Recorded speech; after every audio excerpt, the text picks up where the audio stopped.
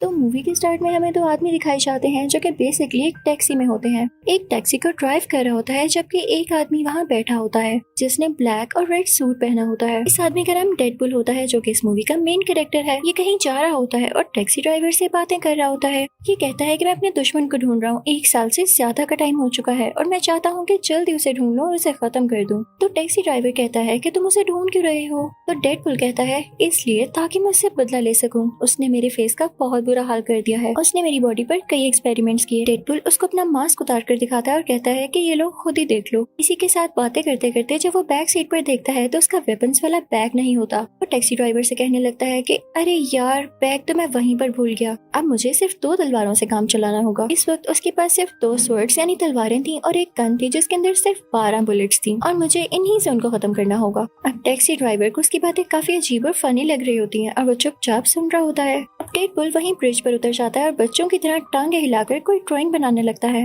वो ऐसे ड्रॉ कर रहा होता है कि वो अपने दुश्मन को कैसे मारने वाला है कि तभी उसको वहाँ पर अपने दुश्मन की गाड़ियाँ नजर आती हैं। वो फौरन से उतर जाता है और उसके गन में जितनी भी बुलेट्स होती हैं उनसे उनके साथियों को मार डालता है। ये सीन काफी मजेदार है। उनकी गाड़ियाँ रोल होते हुए गिरती हैं। यहाँ हम पर रिवील होता है कि डेडपुल के दुश्मन का नाम फ्रांसिस होता है। वो काफी बड़ा विलेन था, काफी बुरा आदमी था। अब ये खबर मशहूर हो जाती है, हर जगह ये बात फैल जाती है कि डेडपुल और फ्रांसिस में लड़ाई हो रही है। ये न्यूज टीवी पर भी आती है। फिर हम घर में एक जॉइंट आदमी को देखते हैं जो कि स्टील का बना हुआ लग रहा था। उस आदमी को ये न्यूज देख के काफी गुस्सा आता है। वो एक टीनेजर लड़की को बुलाता है जिसके काफी छोटे बाल थे और वो दोनों गुस्से में डेडपुल से मिलने जाते हैं। अब यहाँ हमें पास्ट की स्टोरी दिखाई जाती है जबकि डेडपुल एक नॉर्मल इंसान था। वो अभी डेडपुल नहीं बना था। उसका नाम वेड होता है। वो सीधा एक बार में जाता है जहाँ पर उसका दोस्त भी होता है और वहाँ पर किसी जॉइंट आदमी की किसी दूसरे आदमी के साथ लड़ाई हो रही होती है। तो वेड ये देख कर एंजॉय कर रहा होता है। तभी वेड के पास एक लड़की आती है जिसका नाम वेनेसा होता है। वो वेड से आकर बातें करने लगती है और उसको काफी पसंद करने लगती है। अब आहिस्ता आहिस्ता इन दोनों में दोस्ती हो जाती है।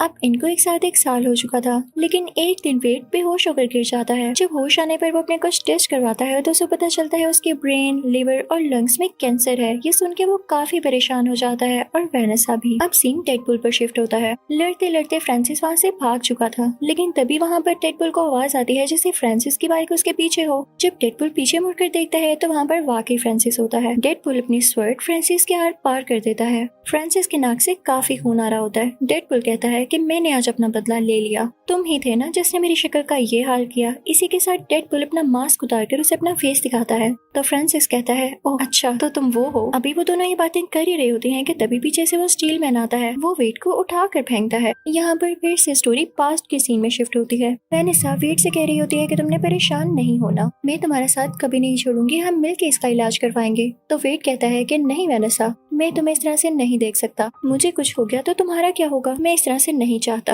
और ये कह के वहाँ से एक बार में आ जाता है। वो अपने उसी दोस्त के पास आकर बैठता है तो उसका दोस्त उसे कहता है कि यहाँ एक आदमी काफी देर से तुम्हारा इंतजार कर रहा है, जाओ मिलो उससे जाकर। और डेडपुल जब उसे जाकर मिलता है तो आदमी डेडपुल से कहता है कि मैं जानता हूँ कि तुम्हें एक डिजीज है और तुम उसका इलाज करवाना चाहते हो, इसमें मैं तुम्हारी हेल्प कर सकता हूँ, लेकिन साथ एक और बात, मैं तुम्हें सुपर पावर्स भी दे सकता हूँ। तो डेडपुल कहता है कि नहीं, मुझे एक नॉर्मल इंसान की तरह जिंदगी जीनी है, मैं इसमें इंटरेस्टेड नहीं। और ये कहकर वो वहाँ से आ जाता है। अब यहाँ से सीन दोबारा से प्रेजेंट में आता है और वो स्टील मैन डेडपुल से कह रहा होता है कि तुम्हारे साथ मसला क्या है, तुम अपनी पावर्स का गलत यूज क्यों कर रहे हो। तो डेडपुल स्टील मैन से कहता है कि मुझे मत सिखाओ, जिसने मेरे साथ बुरा किया मैं उससे बदला जरूर लूंगा। तभी वो टीनेजर डेडपुल से कहती है कि पीछे देखो। और जब डेडपुल पीछे देखता है तो फ्रांसिस वहाँ से भाग चुका होता है। डेडपुल को स्टील मैन पे काफी गुस्सा आता है और वो उसे मारने लगता है कि अगर तुम मुझे अपनी बातों में ना लगाते तो वो यहाँ से ना भागता। डेडपुल स्टील मैन को मारने लगता है, लेकिन क्योंकि वो बहुत ज्यादा हार्ड होता है तो स्टील मैन की दोनों रिस्ट यानी बाजू और एक टांग टूट जाती है। तो स्टील मैन उसे कहता है यार तुमने मेरा दिमाग खराब कर दिया है। उसे काफी जोर से हिट करता है जिससे डेडपुल दूर जाकर गिरता है और फिर उसकी रिस्ट अपने हाथ के साथ बांधकर उसे कहीं ले जाता है।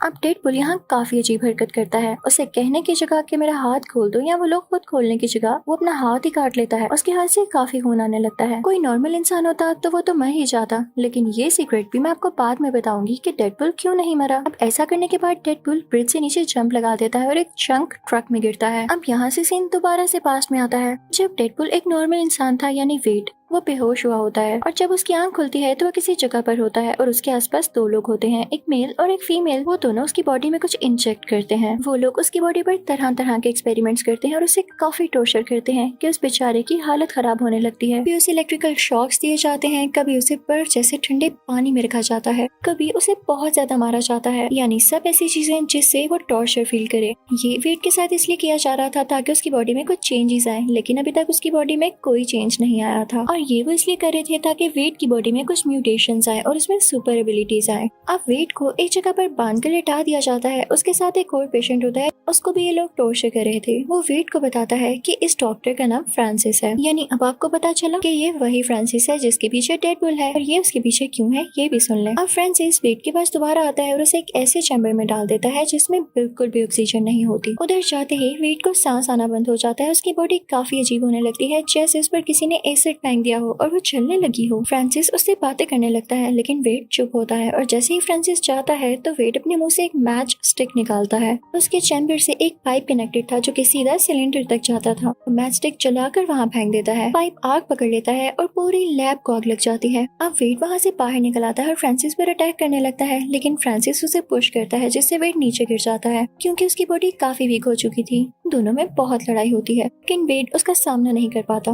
फ्रांसिस एक रोड उठाता है और वेट की आर पार कर देता है। दूसरी तरफ लैब जल रही होती है और उसके कुछ हिस्से जल कर नीचे गिर रहे होते हैं। फ्रांसिस तो वहाँ से भाग जाता है, लेकिन वेट अभी तक वहीं था। अब कई घंटे गुजर जाते हैं। आग तो थम चुकी थी, लेकिन पूरी बिल्डिंग राख में बदल चुकी थी। बेचारा वेट भी उसी राख के नीचे दबा हुआ था, और जब वो उस राख से बाहर आता है तो वो काफी हैरान होता है कि मैं अभी तक मरा क्यों नहीं। असल में बात ये थी कि उसकी बॉडी में म्यूटेशंस आ चुकी थी और उसमें अब काफी ज्यादा सुपर एबिलिटीज थी कि वो अपनी बॉडी का कोई भी पार्ट हील कर सकता था। वो इमॉर्टल हो चुका था, लेकिन इसका बुरा असर ये हुआ था कि उस बेचारे की सारी बॉडी जल चुकी थी, जैसे आपने पहले देखी। अब वेट को वेनेसा की फिक्र हो रही होती है कि वो बेचारी मुझे ढूंढ रही होगी, तो वो सीधा वहाँ से वेनेसा के पीछे जाता है। लेकिन रास्ते में सब लोग उसे काफी बुरी तरह से घूर रहे होते हैं, जैसे वो काफी अजीब दिख रहा हो, क्योंकि वेट को तो नहीं पता था कि अब उसकी शक्ल कैसी दिख रही है, क्योंकि वो वहाँ से डायरेक्ट यहाँ वेनेसा के पीछे आ चुका था। इतनी ही देर में वेनेसा बिल्डिंग के अंदर चली जाती है, और जब वेट बाहर शीशे में अपना फेस देखता है तो काफी दुखी हो जाता है। वो अपना फेस देख के कहता है कि वेनेसा मुझे कभी एक्सेप्ट नहीं करने वाली। वहाँ से वेट सीधा उस बार में जाता है जहाँ पर उसका दोस्त होता है। वो अपने दोस्त से कहता है कि देखो मेरी शक्ल का क्या हाल हुआ, अब वेनेसा मुझे कभी नहीं बुलाने वाली। तो उसका दोस्त कहता है कि वाकई अब इसका क्या हाल है।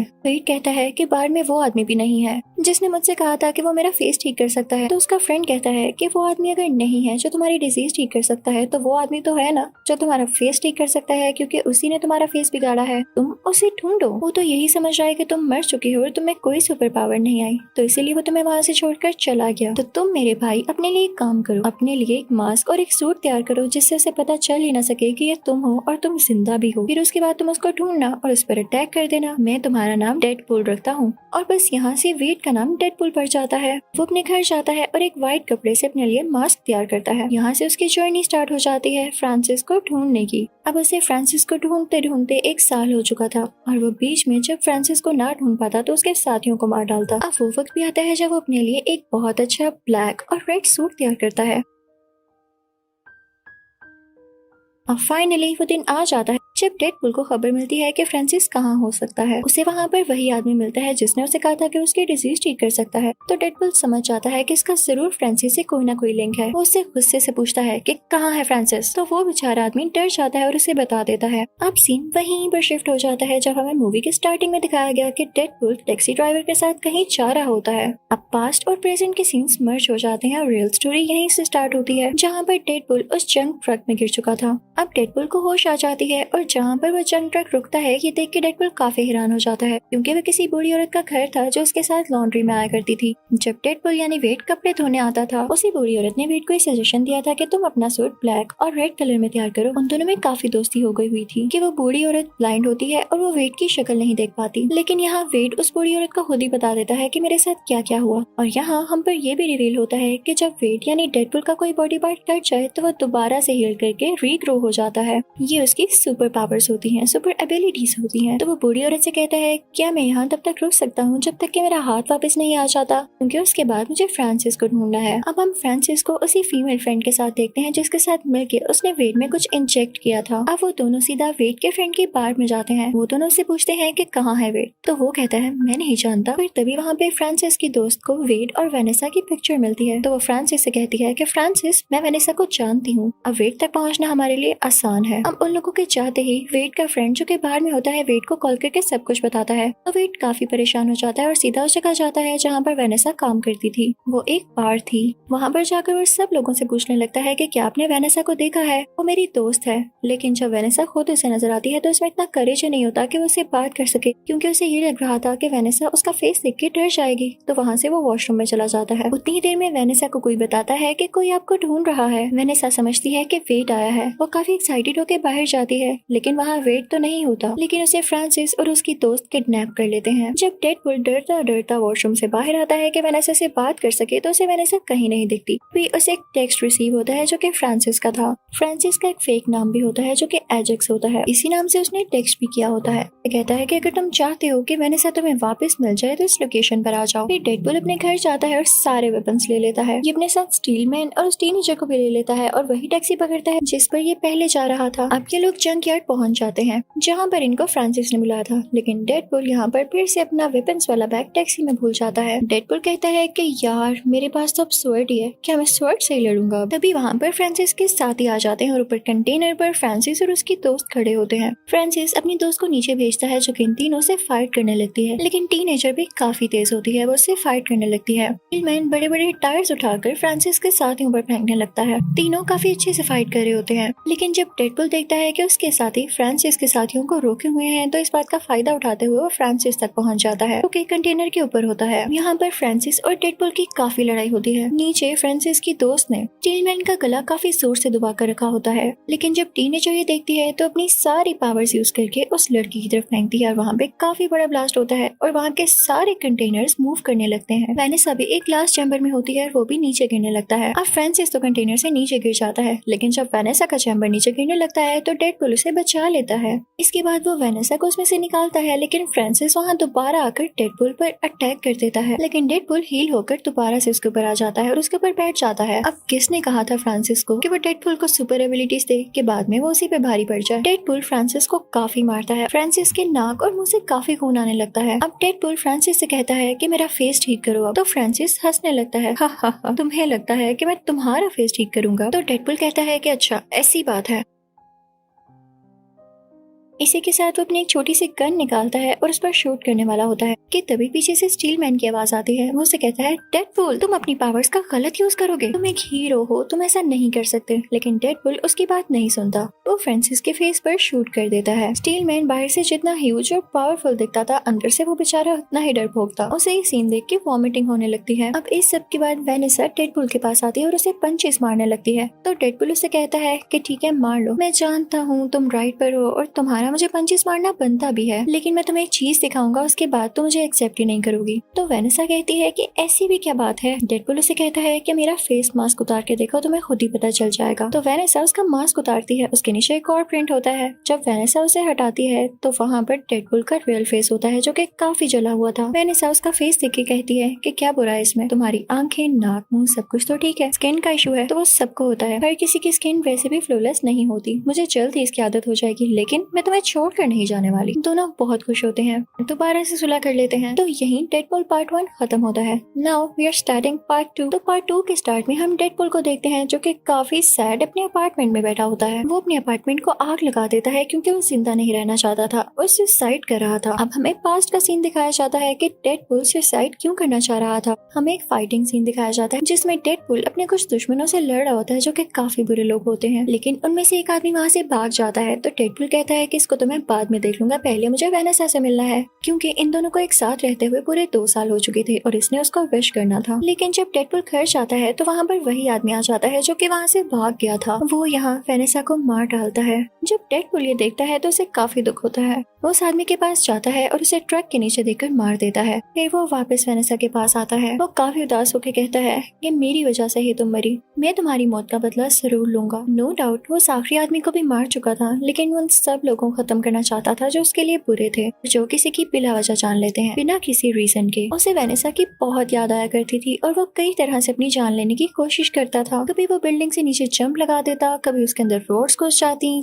कभी वो खुद को आग लगा देता, लेकिन उसे कुछ न होता क्योंकि वो इमॉर्टल था और इस चीज से वो खुद भी तंग आ चुका था। अब हम प्रेजेंट में आते हैं जब वो अपने अपार्टमेंट को आग लगा के दोबारा से सुसाइड करने की कोशिश करता है। यहाँ पूरे अपार्टमेंट में आग लग जाने की वजह से बहुत बड़ा एक्सप्लोजन होता है और उसे वेनेसा का विजन आता है कि ये तुम गलत कर रहे हो, तुम्हारा काम ये नहीं है। लेकिन इसी के साथ ही डेडपूल की बॉडी के टुकड़े हो जाते हैं। तभी कुछ टाइम बाद वहाँ पर स्टील मैन आता है और उसके बॉडी पार्ट्स देख के उसे एक सैक में डालकर अपने साथ ले जाता है और फिर उसे जोड़ देता है। जब डेडपूल की बॉडी हील हो जाती है तो वो बिल्कुल ठीक हो जाता है और अब वो उदास एक काउच पर लेटा होता है कि तभी उसके पास स्टील मैन आता है और कहता है कि तुम क्या कर रहे हो, तुम तो इतने पावरफुल हो और बनो भी। आज के बाद यही तुम्हारी फैमिली है और तुम हमारे साथ यहीं पर रहोगे। उस घर में 2 लड़कियां और होती हैं, एक वही टीनेजर जिसके छोटे बाल थे और एक पिंक बालों वाली लड़की। अब सीन यहाँ से दूसरी तरफ शिफ्ट होता है जहाँ पर हम एक ह्यूज आदमी को देखते हैं जिसकी एक आंख में लेजर जैसा कुछ था और उसके हाथ में घड़ी थी। जब वो उस घड़ी को मूव करता है तो वो कहीं जगह पर आ जाता है। वहाँ खड़े वो 2 आदमियों से पूछता है कि ये कौन सा साल है,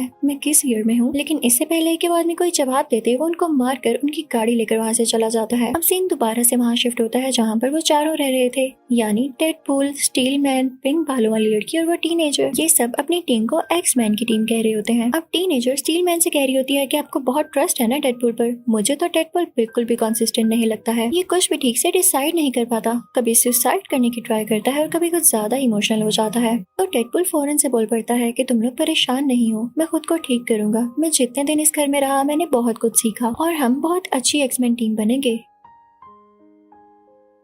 ये बात सुनकर सारे काफी खुश हो जाते हैं। स्टील मैन उसे अप्रिशिएट करता है और कहता है मुझे खुशी है मैं तुम्हें यहाँ लेकर आया। अब सीन चेंज होता है एक म्यूटेंट स्कूल की तरफ। वहाँ पर कुछ ऐसे बच्चे थे जिनमें कुछ ज्यादा एबिलिटीज थी जो कि इंसानों में नहीं होती, वो बच्चे म्यूटेंट्स थे। अब उस स्कूल का प्रिंसिपल जो कि ग्लासेस वाला आदमी होता है उन सब बच्चों से कह रहा होता है कि ठीक है मैं जानता हूँ तुम लोगों में एबिलिटीज है, लेकिन तुम लोगों ने इसको दुनिया के सामने शो नहीं करना और इन पर कंट्रोल रखना है। अब प्रिंसिपल उनमें से एक हेल्दी बच्चे को सामने स्टेज पर लाता है और सब बच्चों के सामने उसे टॉर्चर करने लगता है।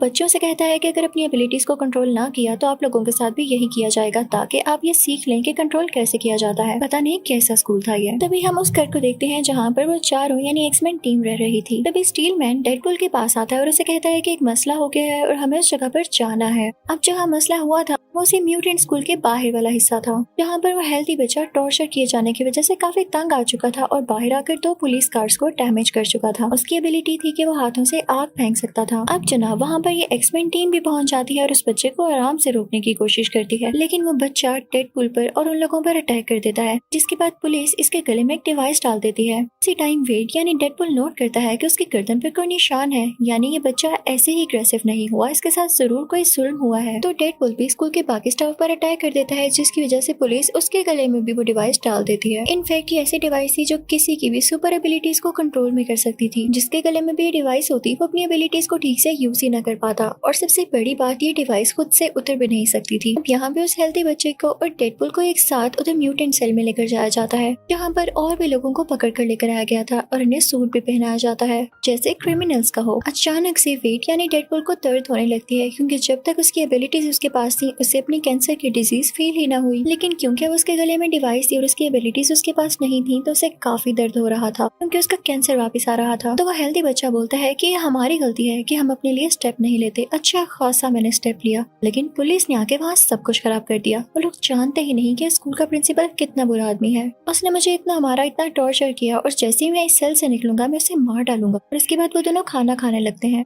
तभी वहाँ पर वो अजीब आदमी आ जाता है जो कि लोगों से ईयर का पूछ रहा था और उसकी आंख में कुछ चमक रहा था। वो उस हेल्दी बच्चे की तरफ पॉइंट आउट करता है कि मुझे ये बच्चा चाहिए। वेट यानी डेडपूल कहता है कि मैं तुम्हें इस बच्चे को हाथ भी नहीं लगाने दूंगा और इसी के साथ उन दोनों में लड़ाई शुरू हो जाती है। लड़ते लड़ते डेडपूल ग्रिल से नीचे गिर जाता है और शुक्र है कि उसके गले से वो डिवाइस हट जाती है और उसमें उसकी एबिलिटीज दोबारा आने लगती है। उन दोनों में दोबारा से फाइट होने लगती है। वेड उस आदमी से पूछता है कि तुम्हें मसला क्या है, तुम्हें वो बच्चा क्यों चाहिए। तो वो आदमी अपना नाम केबल बताता है और कहता है कि पहले तुम बताओ, तुम उस बच्चे को जानते भी नहीं और फिर भी उसे बचा रहे हो। तो वेड कहता है क्योंकि उस बच्चे को ये लगता है कि मैं उसे बचाऊंगा और मुझे उसकी होप नहीं तोड़नी। तभी वेड को दिखता है कि केबल की पॉकेट में एक बॉम्ब है, तो वो उस बॉम्ब को उस बिल्डिंग में एक्सप्लोड कर देता है और वेड और केबल दोनों ही बाहर आकर गिरते हैं। वेड बाहर बेहोश हो चुका था। तभी उसे ख्वाब में वेनेसा आती है जो उसे करेज देती है और कहती है कि यही चीजें तुम्हें पावरफुल बनाती हैं। और तब वेड को होश आ जाता है। वहाँ से वेड सीधा उसी बार में जाता है और अपने दोस्त से कहता है कि मैं एक बच्चे को बचाना चाहता हूँ। तो उसका बार वाला दोस्त कहता है कि ठीक है, हम एक टीम बनाकर उसको बचा सकते हैं। वहाँ पर वही टैक्सी ड्राइवर भी होता है। अब हम दोबारा से उसी हेल्दी बच्चे को देखते हैं जो कि अभी तक म्यूटेंट सेल में ही होता है और वहाँ पर उसकी दोस्ती एक काफी खतरनाक और काफी बड़े म्यूटेंट से हो जाती है। दूसरी तरफ वेड उस बच्चे को बचाने के लिए 6 लोगों की टीम बनाता है जिसमें 5 लड़की और एक लड़की होती है। उन सबकी अलग अलग एबिलिटीज होती हैं। लड़की की ये होती है कि वो किसी को भी अपनी बातों में फंसा सकती थी। एक आदमी ऐसा था जो कि इलेक्ट्रिसिटी को कंट्रोल कर सकता था। एक आदमी ऐसा था जिसके मुंह से एसिड निकलता था। एक ऐसा था जो कि गायब हो जाता था